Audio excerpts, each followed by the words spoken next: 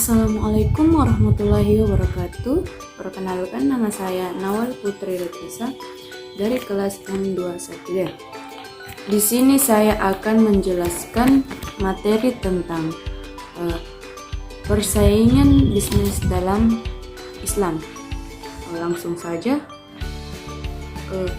bisnis yang berhasil dalam masa yang panjang akan cenderung untuk membangun sebuah hubungan atas mutu, kejujuran dan berinteraksi dengan orang-orang yang jujur dalam melaksanakan strategi bisnis sebagaimana firman Allah yang artinya, hai orang-orang yang beriman, bertakwalah kepada Allah dan hendaklah kamu bersama orang-orang yang benar.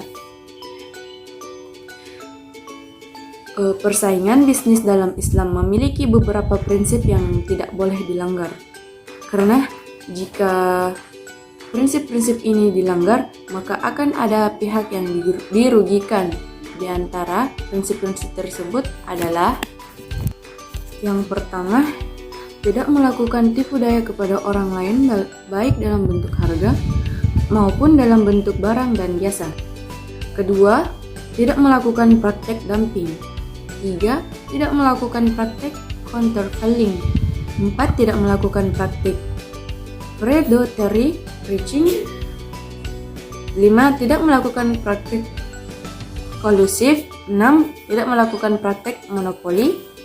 Dan yang ketujuh, tidak melakukan praktik monopsoni. Praktek ini terjadi ketika dalam suatu perdagangan hanya terdapat pembeli tunggal. Dalam semua hubungan kepercayaan adalah unsur dasar kepercayaan diperintahkan dalam kejujuran adalah suatu kualitas yang paling sulit dan dari karakter untuk dicapai di dalam bisnis atau keluarga dan dimanapun perdagangan tempat orang-orang berminat dan melakukan persaingan dengan pihak-pihak lain.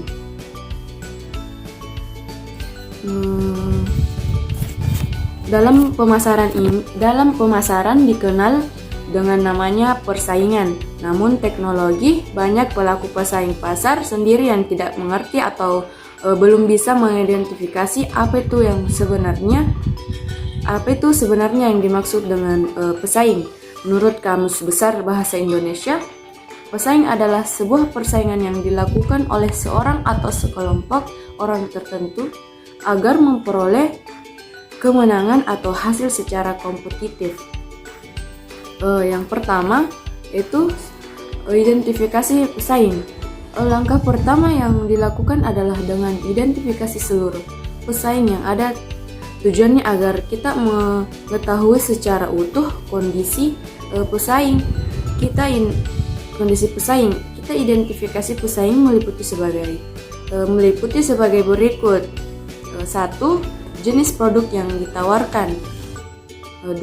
Melihat besarnya pasar yang dikuasai, market scanner pesaing. 3. Identifikasi peluang dan ancaman.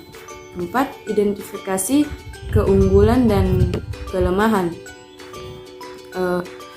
kekuatan dan kelemahan dan pola reaksi mereka, dan memiliki pesaing mana yang harus dikalahkan dan mana yang harus dihindari. Yang pertama, konsep industri mengenai pasar. Yang kedua, konsep pasar tentang persaingan. Selain mengamati perusahaan-perusahaan yang membuat produk yang sama, pendekatan antara lain. Yang kedua, menentukan sasaran pesaing. Sasaran pesaing antara lain memaksimalkan laba, memperbesar market share, meningkatkan mutu produk. Yang ketiga, identifikasi persaingan. Identifikasi strategi persaingan. Berbagai strategi dapat dijalankan oleh pesaing secara umum. Strategi tersebut adalah yang pertama, strategi menyerap pesaing yang lemah terlebih dahulu. Yang kedua, pesaing langsung menyerap lewat yang kuat, penyerangannya secara langsung. Yang ketiga, strategi gerilya yang dilakukan dengan menunggu lawannya yang lengah. Yang keempat, bertahan terhadap serangan yang dilakukan lawan atau mengimbangi serangan yang dilakukan oleh lawan. Kemudian strategi bersaing untuk pemimpin pasar. Dalam strategi pesaing dikenal dengan sebagai strategi untuk melawan pesaing dengan strategi yang kompetitif, di mana strategi kompetitif ini dilakukan dengan cara kita lihat terlebih dahulu posisi kita sebelum melakukan penyerangan, yang dimana ini akan berguna bagi kita karena kita dapat mengetahui apakah strategi yang akan kita lakukan ke depannya. Posisi-posisi dalam strategi pesaing ini dibagi menjadi 4, yaitu yang pertama strategi pemimpin pasar atau market leader. Yang kedua yaitu strategi penantang pasar atau market challenger. Yang ketiga yaitu strategi pengikut pasar atau market follower.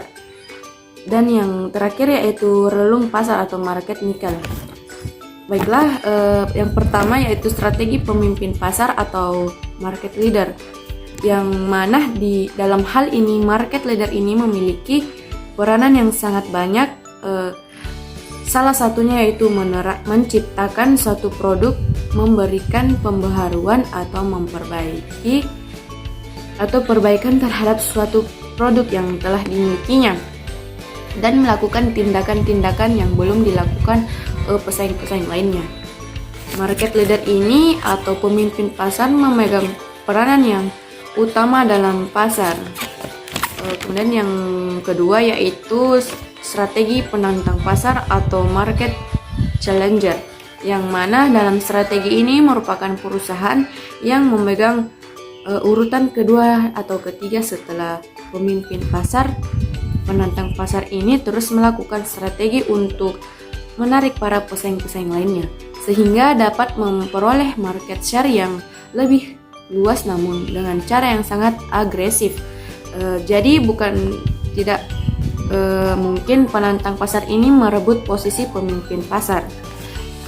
Kemudian yaitu pengikut pasar atau market follower, yang mana pengikut pasar hanya mengikuti apa yang dilakukan oleh pimpinannya dan dilakukan oleh penantang pasar. Jadi setiap gerak-gerik yang dilakukan hanya mengikuti atasannya, sehingga apabila melakukan penyerangan, maka pengikut pasar ini hanya menyerang relung pasar saja. Terus kemudian yang keempat yaitu relung pasar atau market nikel. Strategi ini memiliki celah tersendiri dalam pasar. Relung pasar ini memiliki lingkungan sendiri tanpa diganggu oleh pesaing lainnya, sehingga para pemimpin maupun penantang pasar ini tidak memperdulikan keberadaan pasar ini. Kemudian strategi kompetitif yang mana dewasa ini dengan melihat perkembangan ekonomi dan potensi pasar di Indonesia, maka diyakinkan bahwa akan semakin banyak perusahaan Indonesia yang terus melakukan pembenahan pada produk supaya menjadi produk yang banyak diminati oleh konsumen. Perkembangan ini pun membuat para kalangan muslim semakin berhati-hati dalam memilih produk yang semakin beraneka ragam. Maka dengan perkembangan ini dibutuhkan strategi yang tidak jauh dari bisnis konvensional, namun menerapkan sistem syariah. Yang pertama yaitu strategi diferensiasi, di mana strategi ini dilakukan oleh suatu perusahaan dengan cara menetapkan suatu produk yang memiliki suatu keunikan agar dapat menarik minat konsumen. Selanjutnya strategi fokus. Strategi ini hanya fokus mencari keunggulan dalam segmen pemasaran yang mana walaupun secara keseluruhan belum unggul, namun terdapat dua fokus yang dijalankan pebisnis berbasis syariah. Yang pertama Yang pertama yaitu fokus biaya, dan yang kedua yaitu fokus diferensial.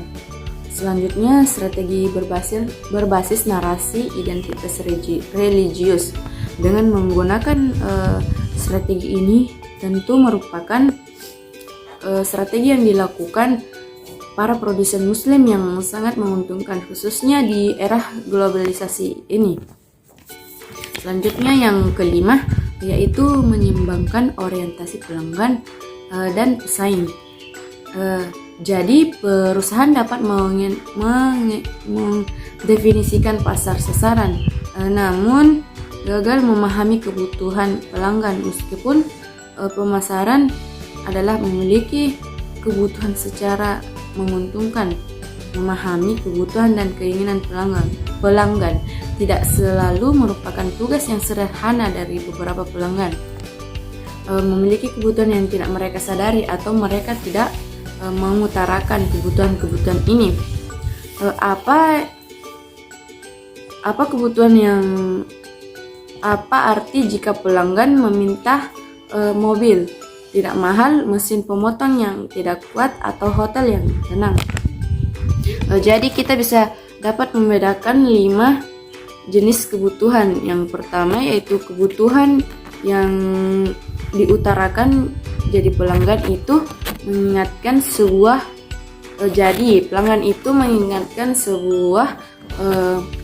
mobil yang tidak mahal. Selanjutnya, kebutuhan nyata. Jadi pelanggan itu menyayangkan sebuah mobil dan biaya operasi yang rendah, bukan biaya mobil yang murah. Selanjutnya yaitu kebutuhan yang tidak diutarakan. Nah, jadi pelanggan itu mengharapkan pelayanan yang lebih baik dan dari penyalur. Selanjutnya, kebutuhan kegembiraan. Jadi pelanggan membeli sebuah mobil dan mendapatkan hadiah peta jalan dalam sebuah negara, dan yang terakhir yaitu kebutuhan rahasia. Jadi pelanggan itu ingin dipandang oleh teman-temannya sebagai konsumen serta berorientasi nilai. Secara umum, perusahaan dapat menangani permintaan pelanggan dengan memberikan apa yang mereka butuhkan atau apa yang benar-benar mereka butuhkan. Kunci pemasaran profesional adalah memahami kebutuhan real pelanggan dan memenuhi dengan lebih baik daripada yang dilakukan para pesaing. Mengapa sangat penting untuk memuaskan pelanggan sasaran? Karena penjualan perusahaan setiap periode berasal dari 2 kelompok, yaitu pelanggan baru dan pelanggan setia. Selanjutnya saya akan membahas contoh kasus persaingan bisnis dalam Islam. Rasulullah SAW memberikan contoh bagaimana bersaing dengan baik dengan memberikan pelayanan sebaik-baiknya dan jujur dengan kondisi barang dagangan, serta melarang kolusi dalam persaingan bisnis karena merupakan perbuatan dosa yang harus dijauhi, sebagaimana disebutkan dalam Quran surah Al-Baqarah ayat 188.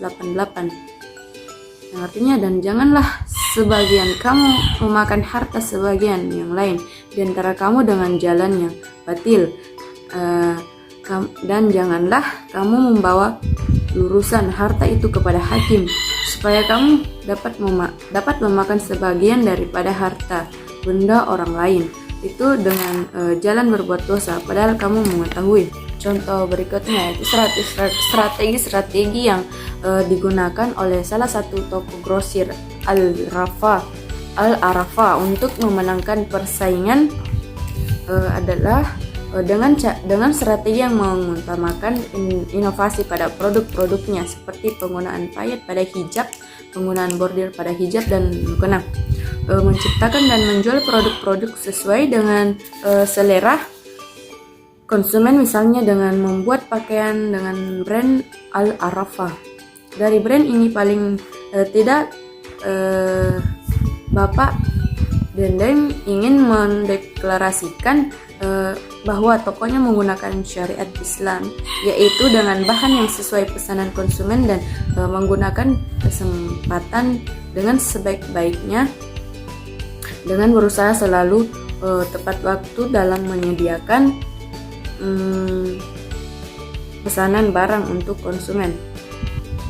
Misalkan ada peristiwa antara dua pembeli dengan latar belakang yang berbeda yang sama, meminta kualitas barang yang bagus, namun stok yang tersedia yang satu kualitasnya bagus dan yang satu kualitasnya kurang bagus. Maka yang beliau lakukan adalah yang satu beliau mengambil atau membeli barang yang sama kepada tetangga dagang agar kedua pembeli tersebut mendapatkan